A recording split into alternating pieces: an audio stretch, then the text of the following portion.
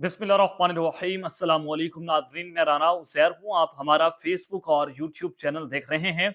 कुछ अहम तरीन खबरें पाकिस्तान और भारत पर का जो महाज है वो एक मरतबा फिर से गर्म हो चुका है कि जहां पर भारत इस वक्त पाकिस्तान पर अटैक करने के लिए अपनी फौजों को फॉरवर्डेड पोजीशंस पर पहुंचा चुका है। तो आज जो बहुत बड़ी ब्रेकिंग न्यूज कि दिल्ली और श्रीनगर के हमले के बाद अब ये तीसरा बड़ा हमला मोदी के घर पर हुआ है। जी हाँ, मोदी के घर पर इस वक्त हमलों की इतलात आ रही हैं और इसने इस वक्त सबको हिलाकर रख दिया है।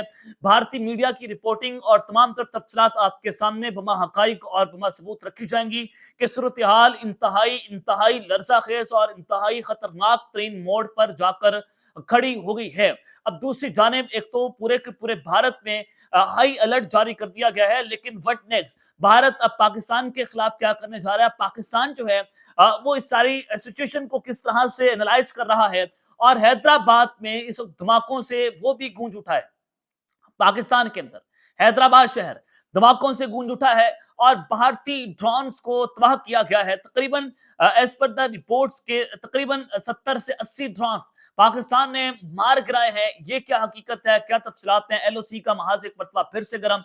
आगे बढ़ने से पहले मेरी आप सबसे दरख्वास्त होगी कि आपने इस चैनल को लाजमी सब्सक्राइब करना है, वीडियो को लाइक करें, शेयर करें, कमेंट सेक्शन में आपने पाकिस्तान जिंदाबाद, पाक फौज जिंदाबाद का नारा भी जरूर लगाना है। जनाब, इस वक्त भारत और जो है पाकिस्तान के खिलाफ मुख्तलिफ महाज खोलने की कोशिशें कर रहा है। आज भी लकी मरमत हो, बाजोड़ हो, वहां पर सूरत हाल इंतहाई खतरनाक तरीन मरहले में गई कि टीटीपी फित्ना खारिज और पाक फौज जो है उनके दरमियान शदीद जंग जारी रही। वो मदरसे में दाखिल हुए, मदरसे के अंदर उन्होंने अपनी पनाह ली और फिर पाक फौज ने बड़ी कामयाबी के साथ इलाके के साथ लोगों के साथ मिलकर वहां पर ऑपरेशन किया।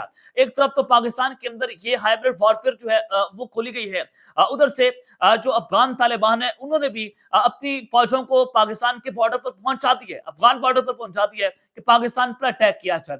ये एक टू फ्रंट वॉर है जो पाकिस्तान के खिलाफ खोली गई है। ताज़ा तरीन तफसीलात आपको बता रहा हूँ। और ये जो भारतीय बॉर्डर है, भारत ने अपनी एलओसी पर इस वक्त फौजी जो है वो तैनात कर दी है, स्पेशल फोर्सेज मंगवा ली है, टैंक्स जो है वो हैवी अटर्ली ड्रोन्स, मिसाइल, हर किस्म की टेक्नोलॉजी जो है भारत एलओसी पर तैनात कर चुका है। इनके लड़ाका हथियार हो, SU-30 हो, राफेल जेट्स हो, कोई भी हो, भारत ये सारा कुछ कर रहा है। जब ये सारा कुछ हो गया और फिर कल रात को श्रीनगर हाईवे जो उनकी पुलिस स्टेशन है वहां पर धमाका हुआ, तो उसने भी पोल खोल दिया कि ये एक फॉल्स फ्लैग ऑपरेशन था। पिछले वीडियो में मैं उसका मुकम्मल पोस्टमार्टम कर चुका हूं।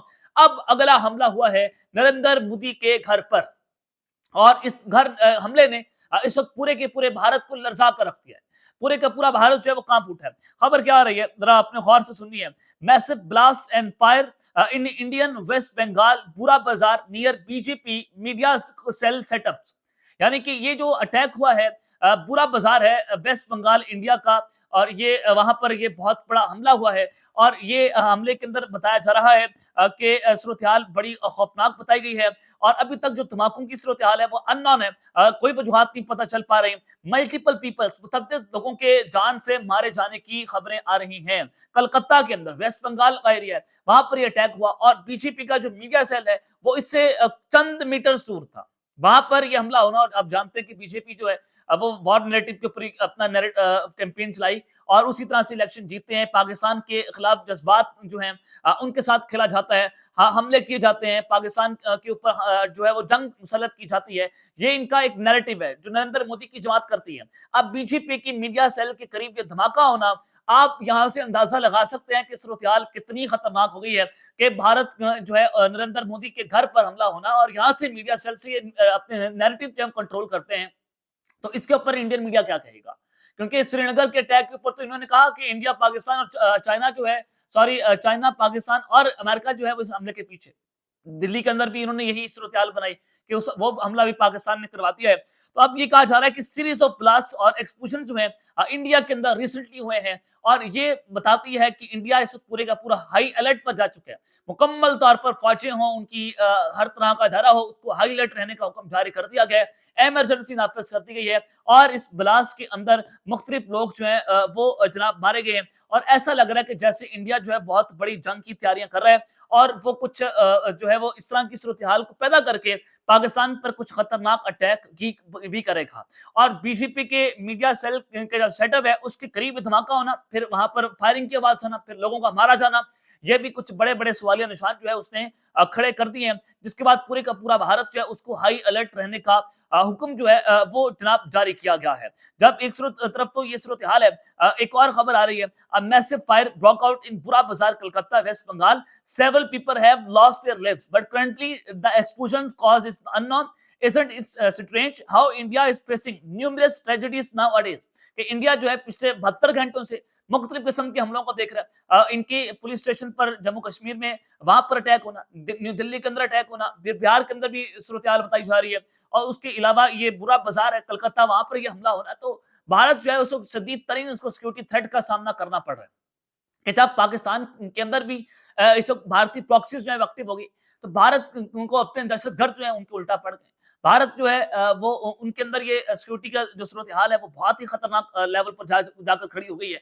अब जब ये सारा कुछ हुआ है, पाकिस्तान ने एक तो भारतीय ड्रोन्स को तबाह बर्बाद कर दिया, भारतीय ड्रोन्स मार गिराने की खबरें आ रही हैं, और फिर पाकिस्तान हैदराबाद में धमाकों से आज जो है वो जनाब गूंज उठा है। ये खबर क्या आ रही है? उससे पहले आपको मैं एक और खबर देना चाहता हूँ। राजौरी के अंदर, राजौरी से खबर आ रही है, इंडियन ऑक्युपाइड जम्मू कश्मीर में, वहां पर भी हम लोग की इतरात है। कल श्रीनगर में हमला हुआ और वो भी आईईडी ब्लास्ट था, उसने ट्रिगर किया। उसके बाद जो अमोनियम नाइट्रेट है, जाहिर है वहां पर उसको टेस्ट किया जा रहा था, फिर वो फटता है और मैसिव किस्म के ब्लास्ट वहां पर हुए। अब राजौरी के अंदर ये another massive blast has occurred in Bengai area of Rajouri. Several houses caught fire following the explosion. और जो आसपास के घर थे, मुतअद्दिद घर जो है वो इसके अंदर जलकर राख हो गए। और इंडियन मीडिया इस पर रिपोर्टिंग कर रहा है कि it was a safely controlled IED explosion, कि ये एक जो है वो खुद कुछ धमाका गए या आईईडी एक्सप्लोसिव डिवाइसेस वहां पर लगी हुई थी जो वो धमाके से फटी हैं।